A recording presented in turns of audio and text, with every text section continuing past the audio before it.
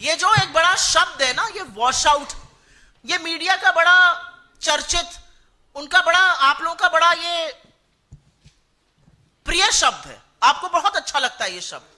और आपसे ज्यादा आपके जो कमांडो वॉरियर एंकर स्टूडियो में बैठते हैं उनका तो बहुत ही उम्दा प्रिय है, रोज ऊपर लिख के आता है वॉश आउट वॉश आउट। क्या है वॉश आउट? और भारत का सदन क्यों है?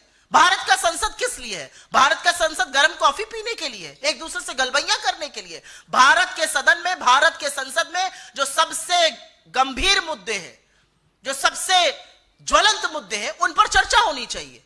एक आपका उद्योगपति जो नरेंद्र मोदी का चहेता है, ये सारी दुनिया जानती है। नरेंद्र मोदी के कहने से उसको श्रीलंका में, बांग्लादेश में, इजराइल में, कीनिया में, हर जगह डील मिलती है।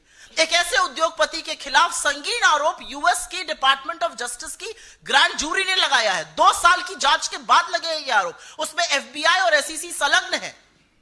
दुनिया भर के देश, Kenya, Sri Lanka, Bangladesh, Switzerland, Australia, America, सब जांच कर रहे हैं अडानी के खिलाफ। सब एक के बाद एक डील कैंसिल कर रहे हैं, उनका पैसा फ्रीज कर रहे हैं। और हमारे यहां हम ऐसा प्रिटेंड कर रहे हैं मानो कुछ हुआ ही नहीं हो।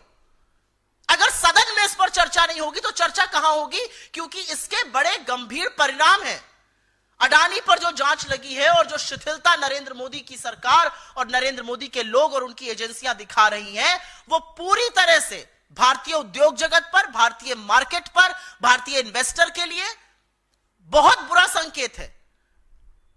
ये कहीं ना कहीं हमारी जो कानून व्यवस्था है उस पर सवाल उठाता है, ये फेयर प्ले पर सवाल उठाता है, ये कॉर्पोरेट गवर्नेंस पर सवाल उठाता है। और इसलिए इसकी चर्चा सदन में होनी चाहिए। हमें मशक्कत करनी पड़ी थी जब इस सरकार ने मणिपुर पर चर्चा करी थी, और आप सबने देखा था कि 36 सेकंड मणिपुर बोलकर प्रधानमंत्री निकल गए थे। यह सरकार बेरोजगारी पर चर्चा नहीं करेगी, महंगाई पर नहीं करेगी, आर्थिक असमानता पर नहीं करेगी, अडानी पर नहीं करेगी।